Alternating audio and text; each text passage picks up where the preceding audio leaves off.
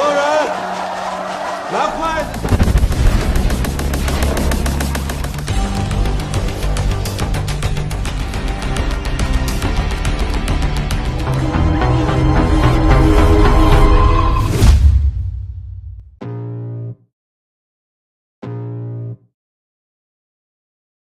Cek, halo bradku di seantero jagat Nusantara. Balik lagi bareng kami Santuy Movie yang masih siaga untuk nemenin waktu gabut kalian. Gimana kabarnya? Semoga kalian dan keluarga selalu dan terus dalam kondisi terbaik, oke? Sebuah film berdasarkan kisah nyata ini akan menceritakan tentang fakta di balik judi online. Ternyata semua permainan itu udah disetting oleh bandar untuk mengeruk habis semua uang kita dan mempengaruhi otak kita agar semakin kecanduan. Wah, menarik nih film, dan khusus buat kalian yang masih main yang begituan, ini akan membuka mata kalian agar semakin sadar bahwa kalian hanya dibodohi dan diracuni. Skuy, langsung aja, so biar semangat mari kita ucapkan sama-sama secara serentak, oke? 1, and 2, and 3, apa? Gaskeun, mantap!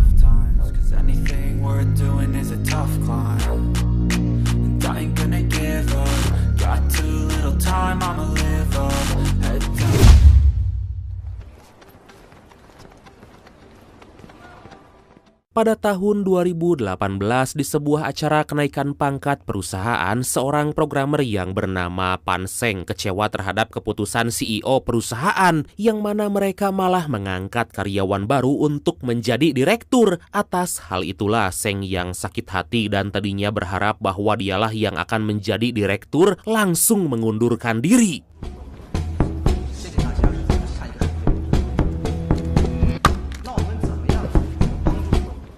Diketahui Pan Seng merupakan lulusan terbaik dari sekolahnya dulu. Gak hanya itu aja, ternyata Pan Seng merupakan seorang ahli dalam membuat situs juga peretasan. Hingga di suatu hari Pan Seng yang nganggur mendapat sebuah panggilan dari perusahaan game online.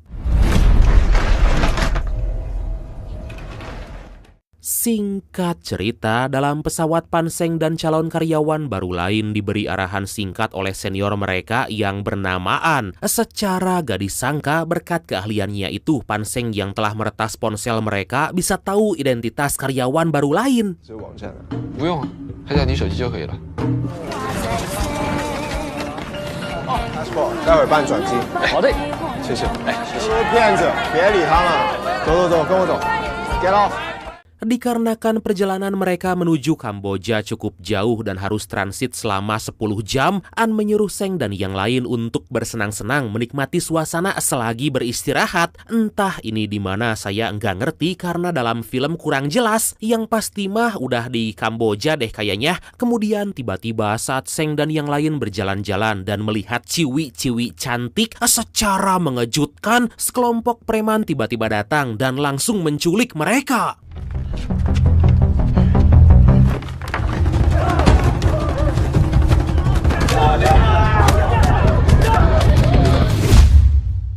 你们想要的东西啊，在外面老老实实工作肯定得不到。 Beberapa waktu kemudian, setibanya di lokasi, Seng dan yang lain disambut oleh seseorang yang tampaknya bos di sana yang bernama Lu. Pada kesempatan itu, Lu meminta maaf pada mereka karena An dan anak buahnya telah membuat Pan Seng dan yang lain babak belur. Oh, ternyata si An kerja sama Lu dan gak mau menunggu lama, Lu kemudian mengajak mereka berkeliling.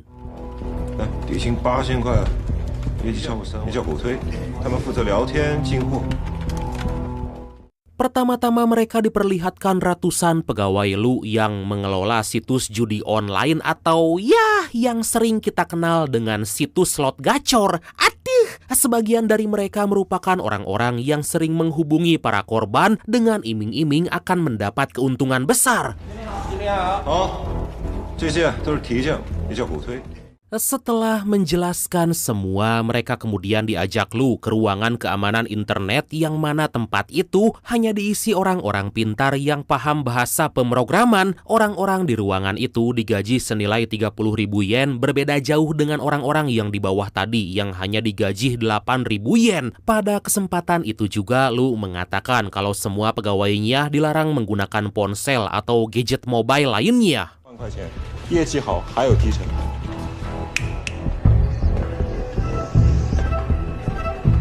Dengan sebuah akses khusus mereka juga diperlihatkan tempat lain yang ternyata adalah sebuah tempat host atau bandar judi online. Tempat itu diisi para wanita cantik seksoi yang dapat membimbing para korban memainkan permainan poker, roulette, bakarat, dan permainan judi lain. 只有你们想不到的，没有我们做不了。 Setelah melihat-lihat, Seng yang gak terima jika dia ternyata akan dipekerjakan menjadi penipu mencoba untuk melarikan diri. Melihat perbuatan Seng yang gak sopan, An langsung menghentikan Seng saat itu juga. Di sore harinya, sebagian pekerja termasuk Seng diantar menggunakan sebuah bus ke tempat peristirahatan atau semacam barak gitu. Alih-alih mendapatkan tempat yang layak untuk tidur, mereka semua ternyata diberi sebuah tempat yang lebih pantas disebut gudang untuk mereka beristirahat.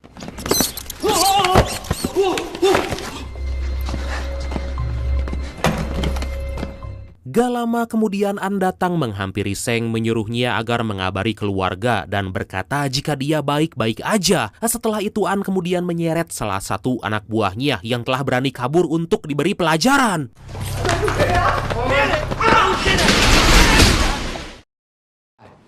人家有军队，荷枪实弹，你死心吧！服务器在菲律宾、柬埔寨。 12 jam kemudian mereka akan memulai pekerjaan. Seng dihampiri oleh orang kepercayaan Lu yang kita sebut aja Yanto lah ya sesuai request. Aduh, pada kesempatan itu Yanto menyuruh Seng untuk mengurai data web, tapi melihat Seng malah nggak mendengar perkataannya, Yanto langsung menjewer Seng membuat telinganya hampir putus.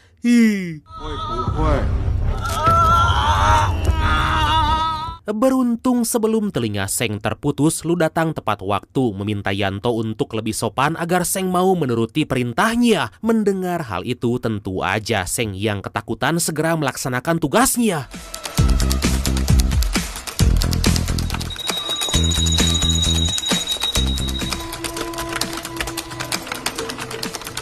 Terlihat dengan jelas Seng dan yang lain membuat sebuah iklan judi online mereka agar bisa muncul di berbagai web. Sampai-sampai mereka bisa mendapatkan hasil dari penyebaran iklan atau promosi yang mereka lakukan.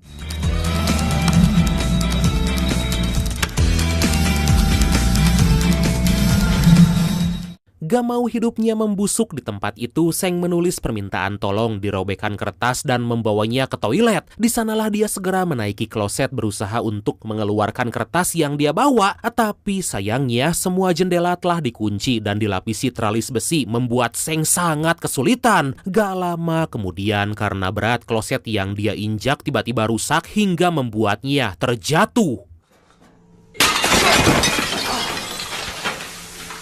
Scene pun berpindah ke beberapa bulan sebelumnya di mana kita diperlihatkan seorang model cantik yang baru aja dipecat dari pekerjaan karena sebuah poster iklan judi yang memakai foto dirinya. Hingga di suatu hari cewek cantik yang bernama Ana ini dipanggil oleh temannya untuk pergi ke hadapan An. Di hadapan mereka berdua, An meminta Ana untuk bekerja sebagai bandar judi di kantornya. Dan karena gaji yang begitu fantastis, tentu aja Ana yang butuh uang untuk perawatan dan juga jajan seblak langsung menyetujui permintaan An. 也没有她漂亮啊。喂，安娜，等很久吗？没有。 Singkat cerita, Ana dan cewek-cewek lain calon bandar judi pun dibawa oleh An ke suatu tempat. Alih-alih mendapat transportasi udara yang layak, mereka semua disusupkan oleh An menggunakan jalur darat layaknya imigran gelap.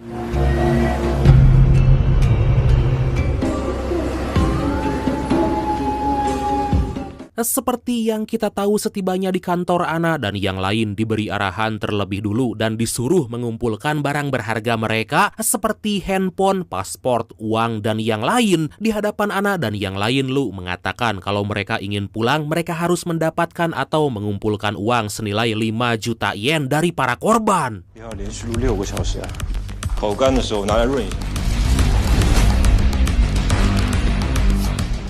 Ternyata yang Ana lakukan bukanlah live melainkan sebuah tayangan ulang yang bisa mengatur permainan si pemain. Hal itu dilakukan agar membuat si pemain ketagihan dan terus memainkan permainan hingga akhirnya rungkad.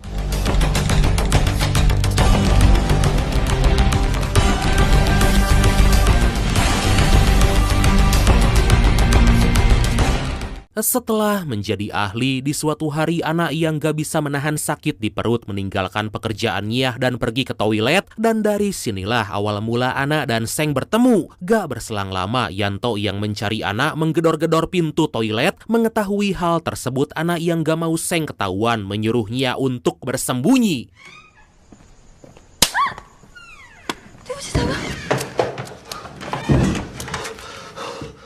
Yanto langsung memberi Ana pelajaran karena mangkir dari pekerjaan, tapi ternyata diam-diam dia menyukai Ana. Hal itu bisa dibuktikan karena Yanto yang tahu Ana lagi mengalami menstruasi memberi Ana beberapa pembalut dan meminta maaf. Di tengah percakapan mereka, Yanto yang mendengar suara keran bocor segera pergi untuk mengecek. Sementara itu di waktu yang sama Seng yang ketakutan dengan terpaksa menelan robekan kertas yang telah dia buang ke dalam toilet. Beruntung sebelum hal buruk terjadi, Yanto yang memergoki Seng gak mengetahui kalau Seng baru aja menelan sebuah kertas.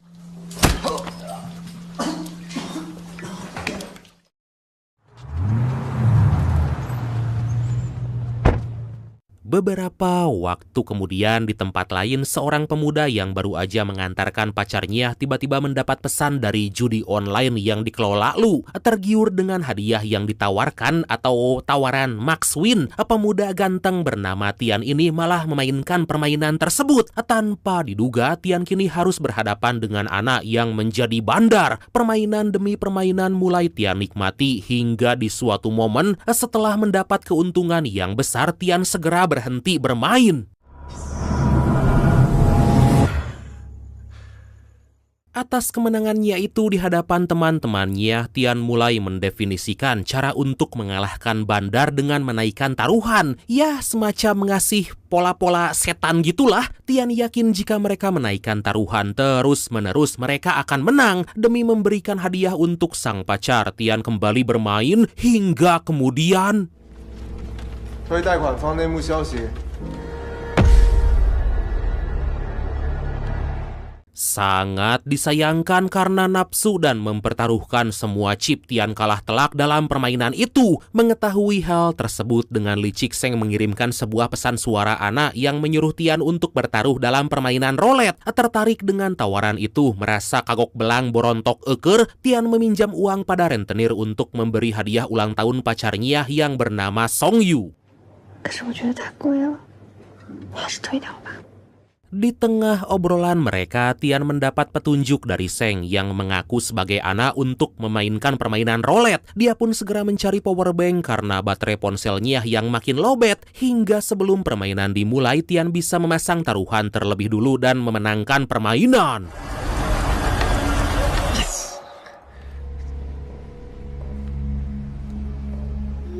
Keesokan harinya, tanpa diduga saat Tian lagi bekerja sembari menonton basket, dia tiba-tiba dihubungi oleh Ana untuk memainkan lotre sepak bola seperti siapa yang memasukkan gol pertama, menit berapa dia memasukkan gol, tebak skor, dan yang lain sebagainya. Melihat tawaran yang begitu menggiurkan, Tian pun segera depo untuk memulai permainan. 手头有点紧，阿田，下手，能不能跟你预支3个月的薪资？ Tanpa diduga, atas saran dari Seng, Tian mengalami kerugian yang cukup banyak, dan untuk menutupi kerugiannya itu, Tian menyuruh orang-orang sekitar mendaftarkan dirinya ke situs judi milik Lu dengan kode referralnya. Saking ketagihan dalam berjudi, Tian menjual beberapa barang-barang mewahnya dan meminjam uang ke tetangga. 扫一下让你入群，免费抽奖罢了。同学，帮我下载这游戏，扫这个码。 Hingga di suatu hari, karena Tian udah tergila-gila dalam berjudi, gak bisa membayar hutang-hutang. Hal itu membuat para debt kolektor dan ibu-ibu arisan mengobrak-abrik rumah kedua orang tua Tian. 你这2天跟你借了好多钱。 Dikarenakan gak punya uang, para debt collector itu membawa Tian ke beberapa klinik untuk diambil darahnya dan dijual. Beruntung sebelum Tian tewas kehabisan darah, kedua orang tua Tian yang telah menjual beberapa lahan tanah keluarga melunasi hutang Tian. 钱我都凑够塞了，你还蛮应该放过我仔啊！ Tanpa diduga, bukannya kapok udah rungkat banyak, si tangkurak Tian malah makin menggila menggadaikan mobil Ford Mustang hadiah dari ayahnya senilai 300.000 yuan di waktu yang sama sang ibu yang baru mendapati kalau Tian telah menghabiskan semua limit di kartu kreditnya menyuruh Song Yu untuk menjaga Tian. 来结束。我答应了叔叔阿姨的。 Singkat cerita, setelah bertemu, Tian menyuruh Song Yu untuk menyimpan nomor anak dan memasang taruhan. Pada kesempatan itu, Tian menyuruh Song Yu untuk bertaruh pada Korea Selatan 2-0 dengan taruhan 200.000 yuan. Setelah itu, Tian yang gak mau rugi memastikan Song Yu untuk bertaruh pada Jerman 100.000 yuan dengan skor 2-0.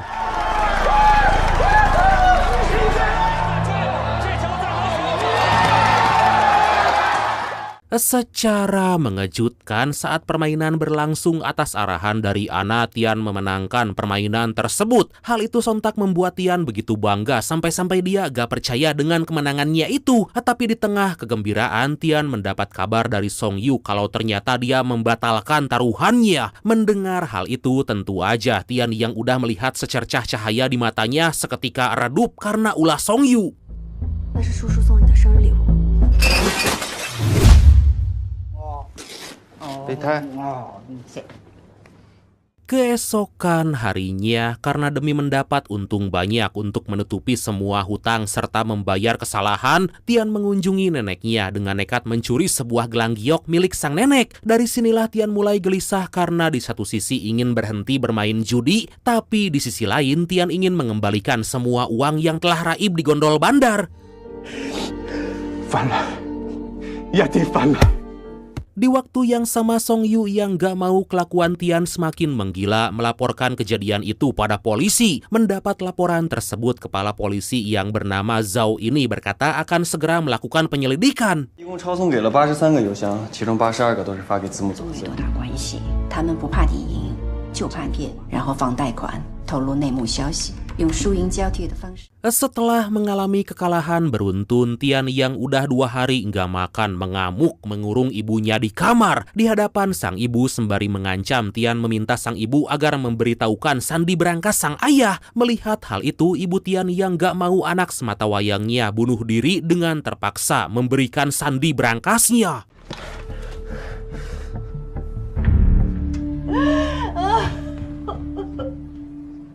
Tian nekat menggadai sertifikat rumah milik sang ayah dan kembali menghubungi Ana. Wah, gila nih orang. Seketika Yanto menyuruh Seng untuk menggiring Tian pindah ke investasi di kripto. Hal itu Yanto lakukan agar uang yang mereka dapat nanti gak bisa terlacak oleh para polisi. Dan dengan sedikit bujuk rayu dari Ana, tanpa diduga Tian nurut untuk mengirim uang senilai 8 juta yuan atau senilai kurang lebih 17 miliar rupiah pada rekening kripto miliknya. Tapi ternyata 你看，你看，干活了，干活了，干活了！ Iya, setelah mendapat uang tersebut, Lu yang telah memecah uang itu mentransfer ke berbagai rekening, menyuruh anak buahnya yang tersebar di berbagai penjuru negeri untuk menarik semua uang-uang itu.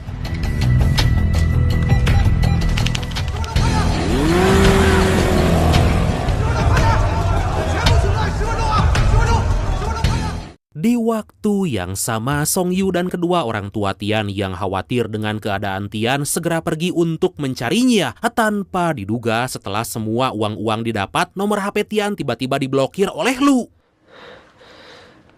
怎么了？干什么？ Akhirnya gak lama kemudian Song Yu bersama kedua orang tuanya tiba di tempat Tian. Sadar jika dia telah ditipu dan mengecewakan orang-orang yang menyayanginya, tanpa diduga Tian yang udah putus asa memutuskan untuk bunuh diri.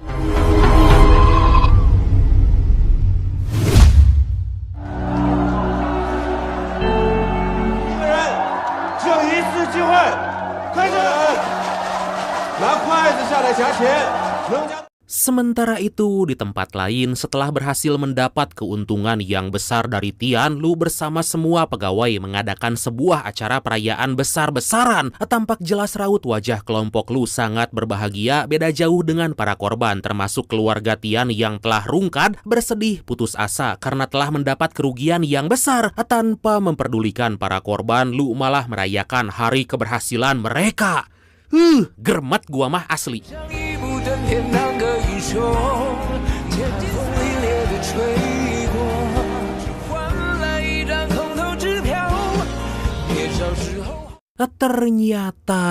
Ternyata walaupun Seng telah membantu Ana agar memenuhi janjinya untuk bisa pulang, Lu gak membiarkan hal itu terjadi dan malah menyuruh Ana untuk kembali menjadi bandar. Mendengar hal itu, tentu aja Ana tampak kecewa dengan kelakuan Lu. 那你还是要多帮我赚2000万啊。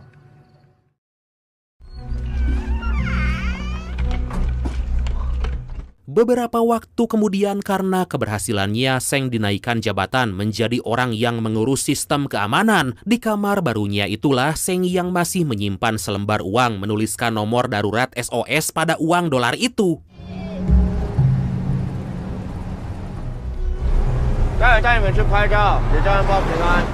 Singkat cerita, saat semua karyawan dibawa untuk jalan-jalan, dalam mobil Seng memberikan selembar dolar itu pada Ana. Mengerti maksud Seng, Ana pun mengatakan kalau dia akan membelanjakan uang itu.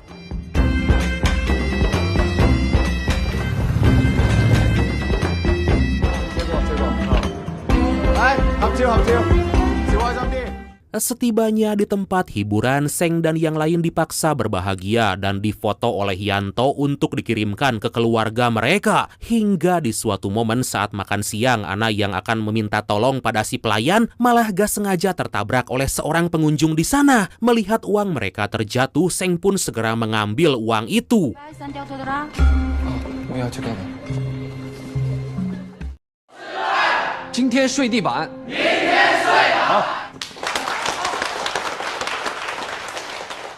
Seminggu kemudian, karena Seng telah memprogram sistem komputer di sana dan gak membutuhkan bantuan karyawan yang menawarkan promosi lagi, Lu akhirnya mau dan bersedia memulangkan mereka yang di bagian divisi promosi. Tapi saat salah satu karyawan di sana yang bernama Jim berpamitan, Seng menitipkan lembaran dolar yang sebelumnya dia bawa di restoran. Di tengah perjalanan tanpa diduga, Yanto yang kehabisan rokok dan gak punya uang cash memeriksa satu persatu saku celana para karyawan. Sialnya Jim yang duduk tepat di belakang Yanto ketahuan menyimpan dolar pemberian dari Seng. Setelah membelanjakan uang itu, Yanto dipanggil kembali oleh kasir yang memperlihatkan kalau uang dolar yang Yanto berikan gak laku karena terdapat sebuah coretan. Anjing ya. 关一下，关一下，开会了，来这边。 Karena kesalahan itulah Lu mengumpulkan semua karyawan dan pada kesempatan itu setelah menyiksa Jim habis-habisan, Lu menyuruh mereka untuk mengaku siapa yang menulis nomor darurat SOS pada lembaran dolar. Melihat Jim yang terluka parah dan gak mau orang lain menjadi korban, Ana dan Seng langsung menyerahkan diri. 是我写的。 Atas kesalahan yang dianggap sangat fatal, Lu menyuruh anak buahnya untuk menyiksa mereka. Tampak jelas satu persatu kuku anak yang cantik dicopot oleh Yanto secara perlahan-lahan. Ngeri. Sedangkan Seng satu kakinya dipukuli terus-menerus sampai patah. Setelah memberi pelajaran pada mereka, tanpa diduga si tangkurak Lu menembak Jim saat itu juga.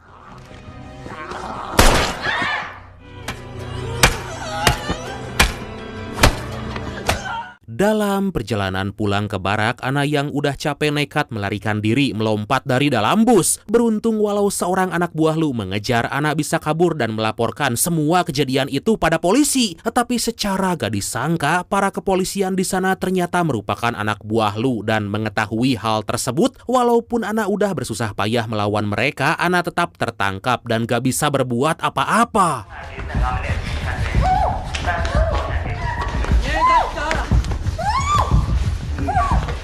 Akhirnya Opik datang ke kantor kepolisian untuk menjemput Ana. Alih-alih dibawa ke tempat peristirahatan, Ana dibawa ke sebuah pelabuhan untuk dimasukkan ke dalam karung diisi batu besar dan dilemparkan ke laut.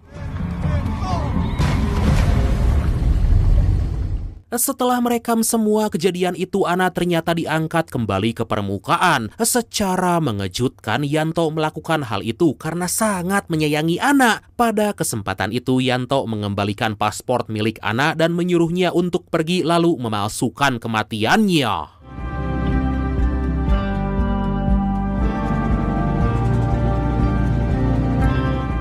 Beberapa waktu kemudian di lain tempat, Zhao menemui Song Yu untuk mendengar penjelasan lebih lanjut tentang peristiwa buruk yang menimpa Tian. Setelah mendengar semua penjelasan dari Song Yu, di tengah perjalanan mereka dikagetkan dengan orang-orang yang mempromosikan judi online dengan wajah Ana. Merasa ini ada kaitannya, Zhao segera mengerahkan beberapa pasukan untuk menggeledah kantor yang mempromosikan judi itu.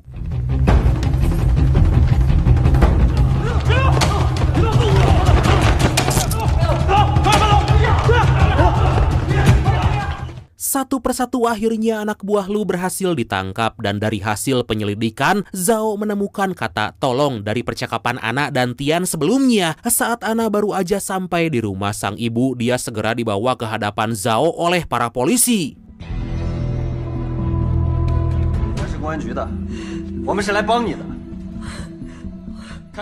Singkat cerita, setelah mendengar penjelasan dari Ana, Zhao yang udah merundingkan hal itu bersama para pimpinan polisi lain segera beroperasi untuk menangkap kelompok judi online Lu di markasnya. Nah,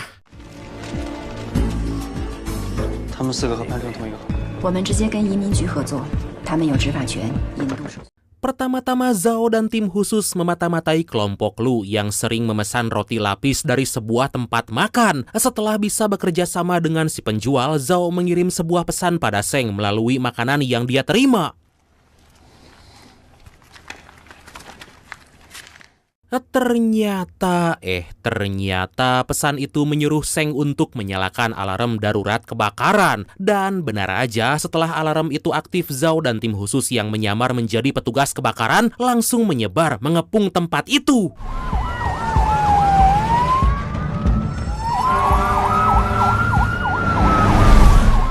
Jika kalian aneh melihat anak-anak kecil kok bisa berkeliaran di sana, setelah ditelusuri lebih lanjut, jadi ternyata markas kelompok Lu sebenarnya telah dipindahkan setelah memulangkan banyak karyawan sebelumnya dan kini menyatu dengan yayasan sekolah. Dan agar anak-anak di sana bisa dievakuasi terlebih dulu, dilakukanlah cara agar seakan-akan terjadi kebakaran. Atas hal itu, Lu yang mengetahui kalau para kepolisian memasuki markasnya melalui Ana sedikit kaget karena Ana masih hidup. Melihat tatapan Lu yang jahat, tiba-tiba Yanto langsung menyerang Lu.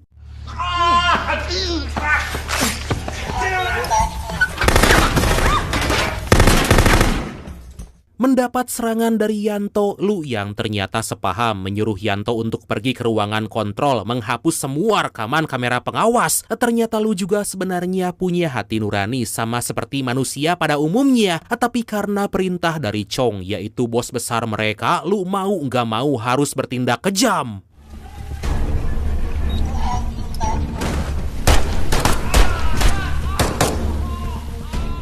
Mengetahui para polisi udah mengepung tempat itu, Lu menyuruh anak buahnya agar menghancurkan semua komputer yang mereka pakai. Kemudian Lu menemui Seng, memintanya untuk mengantar anaknya pada sang mantan istri. Setelah memberikan alamat, Lu menyimpan jam tangan mewahnya sebagai jaminan atau biaya sang anak melanjutkan pendidikannya nanti.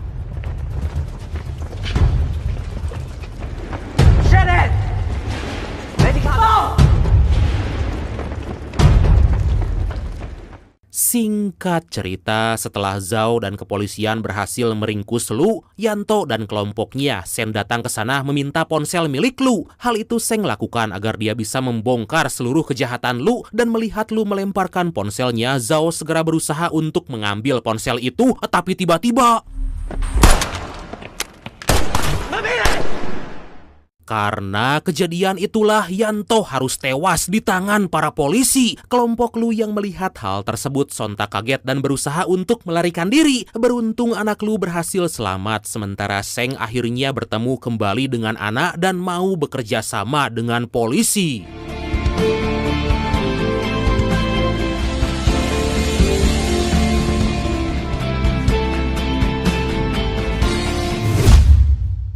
手也被烧伤了，但是还能敲代码，就慢点。 Beberapa tahun kemudian, tepatnya pada tahun 2022, Departemen Keamanan Publik telah menangkap total 1 juta lebih kasus judi online dan penipuan jaringan telekomunikasi, menangkap 1,5 juta lebih tersangka dan membekukan lebih dari 916 miliar yuan dana yang terlibat yang secara efektif menjaga keamanan properti, hak serta kepentingan sah masyarakat. Mantap! Dan inilah beberapa dokumentasi asli penangkapan para bandar judi online, Brad.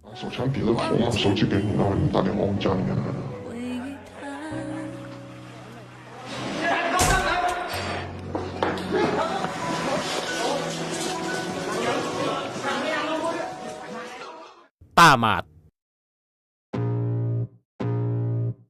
Wah, relate banget ya dengan kehidupan sekarang.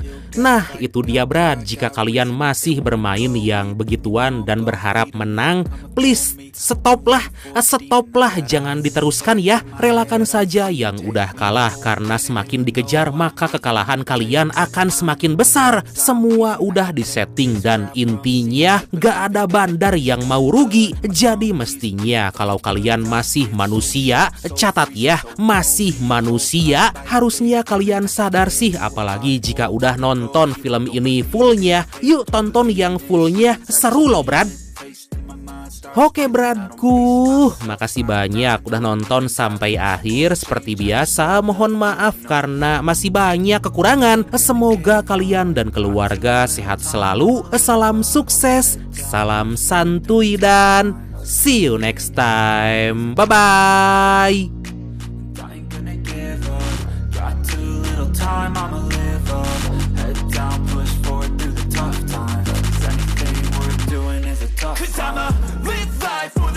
Yeah, I'm here to get it. I got drive, got sight, always have a vision. I go by at night, I be in my feelings. I'ma be fine, need time, and I'll soon be winning. I live life for the fight, yeah, I'm here to get it. I got drive, got sight, always have a vision. I go by at night, I be in my feelings. I'ma be fine, need time, and I'll soon be winning. I can feel the blood creeping up from the heathens. Got will, got fight.